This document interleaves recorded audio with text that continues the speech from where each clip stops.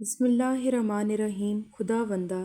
رحمت نازل فرما محمد اور ان کی آل پر، اور مجھ سے روگردانی اختیار نہ کر جب کہ میں تیری طرف متوجہ ہو چکا ہوں، اور مجھے نا امید نہ کر جب کہ تیری طرف خواہش لے کر آیا ہوں، اور مجھے سختی سے دھتکار نہ دے جب کہ میں تیرے سامنے کھڑا ہوں۔ تو وہ ہے جس نے اپنی توصیف رحم و کرم سے کی ہے، لہٰذا محمد اور ان کی آل پر رحمت نازل فرما اور مجھ پر رحم فرما، اور تو نے اپنا نام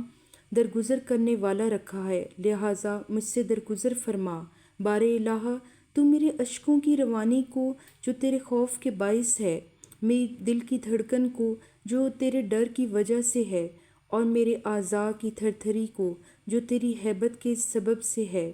دیکھ رہا ہے۔ یہ سب اپنی بدعمالیوں کو دیکھتے ہوئے تجھ سے شرم و حیا محسوس کرنے کا نتیجہ ہے۔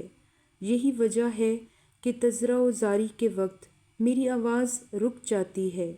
اور مناجات کے موقع پر زبان کام نہیں دیتی۔ اے خدا، تیرے ہی لیے حمد و سپاس ہے کہ تو نے میرے کتنے ہی عیبوں پر پردہ ڈالا ہے، میرے کتنے ہی عیبوں پر پردہ ڈالا اور مجھے رسوا نہیں ہونے دیا، اور کتنے ہی میرے گناہوں کو چھپایا اور مجھے بدنام نہیں کیا، اور کتنی ہی برائیوں کا میں مرتکب ہوا مگر تو نے پردہ فاش نہیں نہ کیا، اور نہ میرے گلے میں ننگ و عار کی ذلت کا طوق ڈالا، اور نہ میرے عیبوں کی جستجو میں رہنے والے ہمسایوں اور ان نعمتوں پر جو مجھے عطا کی ہیں حسد کرنے والوں پر ان برائیوں کو ظاہر کیا۔ پھر بھی تیری مہربانیاں مجھے ان برائیوں کے ارتکاب سے، جن کا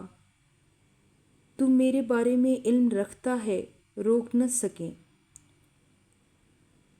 تو اے میرے معبود،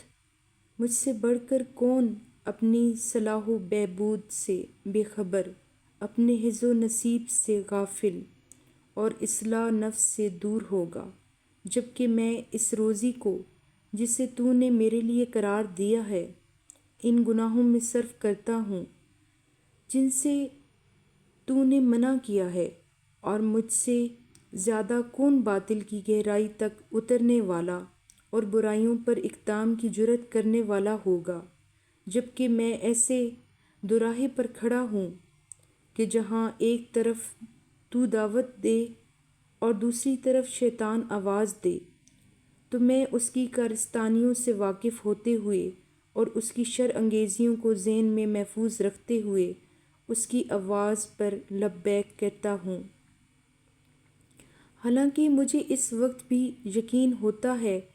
کہ تیری دعوت کا مال جنت اور اس کی آواز پر لبیک کہنے کا انجام دوزخ ہے۔ اللہ اکبر! کتنی یہ عجیب بات ہے جس کی گواہی میں خود اپنے خلاف دے رہا ہوں، اور اپنے چھپے ہوئے کاموں کو ایک ایک کر کے گن رہا ہوں، اور اس سے زیادہ عجیب تیرا مجھے مہلت دینا اور عذاب میں تاخیر کرنا ہے۔ یہ اس لیے نہیں کہ میں تیری نظروں میں باوقار ہوں، بلکہ یہ میرے معاملہ میں تیری بردباری اور مجھ پر تیرا لطف اور احسان ہے، تاکہ میں تجھے ناراض کرنے والی نافرمانیوں سے باز آ جاؤں اور ذلیل و رسوا کرنے والے گناہوں سے دستکش ہو جاؤں۔